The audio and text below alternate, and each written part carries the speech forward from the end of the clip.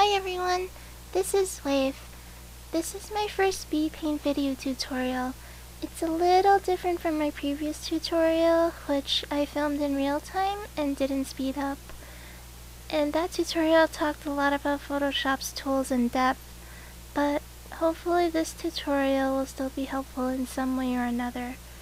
If you have any questions about where specific tools are in the video, don't be afraid to leave me a comment. This picture took me about 3 hours to finish, and the character is Mega Lucario from Mega Lucario from Pokemon. Sorry, I had to make that joke.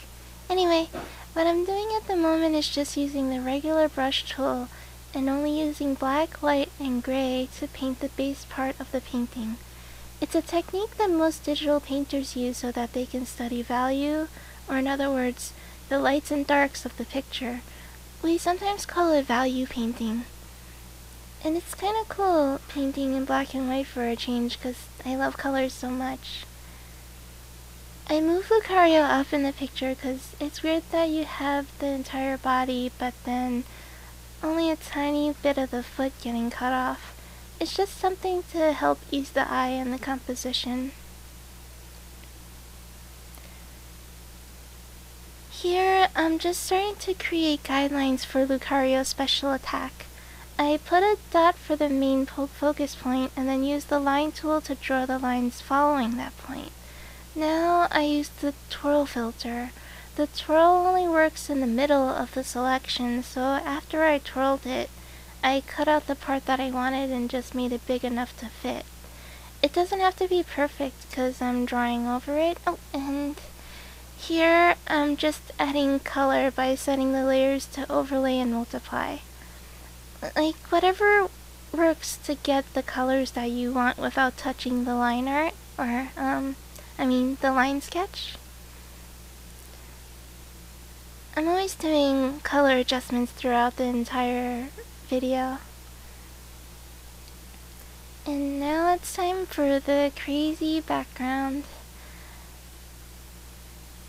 I'm just kinda using the pencil tool here, or not the pencil tool, but a dry brush tool, which I'll include in the links, and just following along the guides that I made with the twirl filter. It doesn't have to be perfect either, because I wanted this picture to have like a really rough sketch look. Hopefully that comes across. But I'm using the brush at 50%. And now I'm adding some gradients to it as well. Just kind of wanting to make the darks and lights stand out a little more. And this background is going to change probably 200 million times by the end of this video. So here I'm just working on the background some more.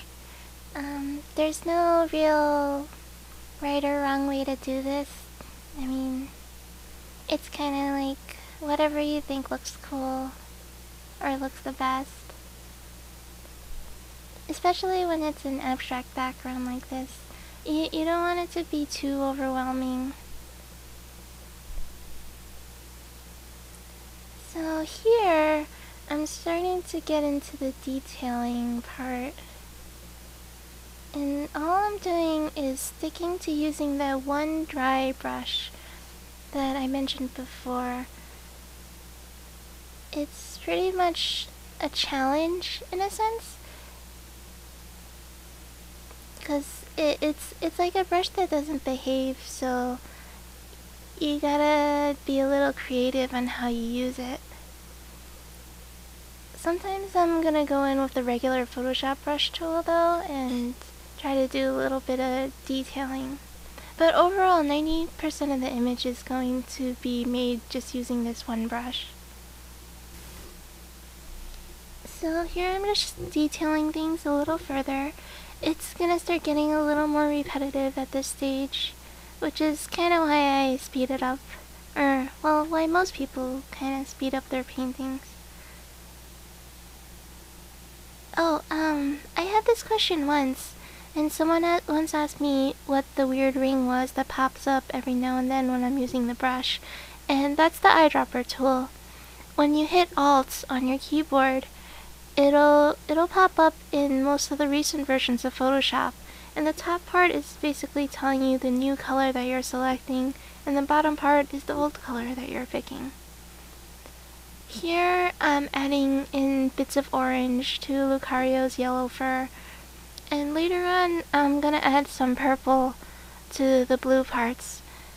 There's no secret or hints or whatever on how you choose the colors to do this, or why exactly it works the way it does, but I feel like personally it just makes the images pop more when you have an extra color doing the shadows instead of actually just picking the darker color.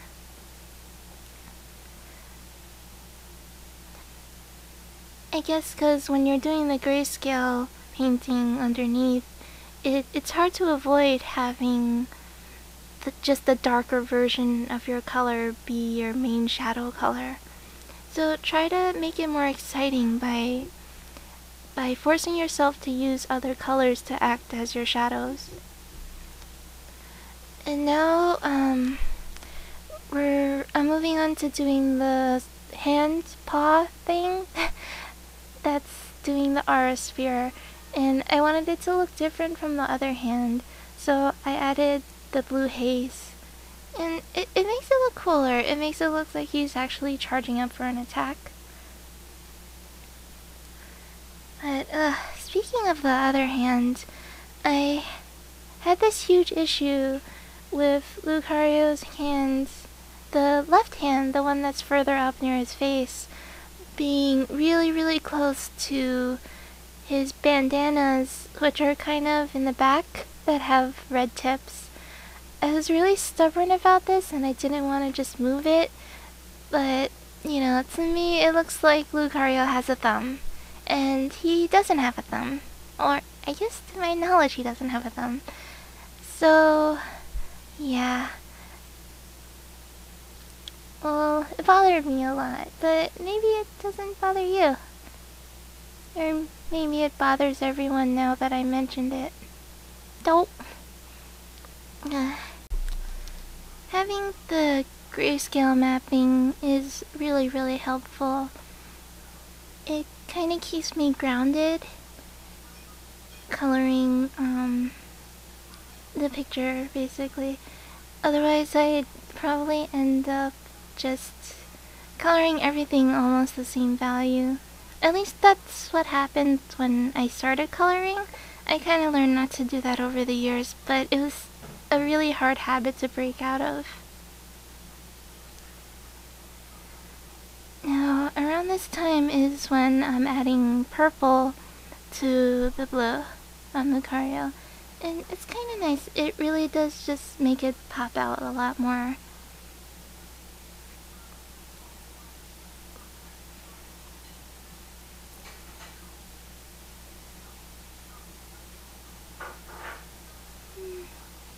By the way, I'm really sorry that I don't have my avatar with me today. She'll be in the next tutorial though, I promise. I'm pretty much almost done with the picture now, so I'm just gonna start doing some accent colors with the airbrush tool. I mean, I know I said that I shouldn't use more than one brush, but I kinda couldn't help it. Bend the rules a little bit, you know? And at this part, I'm thinking, he needs a shadow. So I'm trying to do a shadow, and none of these shadows look right, no matter what I do. It just didn't want to agree with me. So I eventually just went with something more subtle. I mean, I think it's just because of the background he's in. Like, it just isn't a background that's good for shadows, I guess. So here's some more effects. I'm trying to do speed lines, but they don't look that right either. So instead, I'm going to go with these weird ring ripple thingies. It's kind of cool. It keeps the attention drawn to Lucario's left paw fist. And I decided to add the speed lines on the ripples.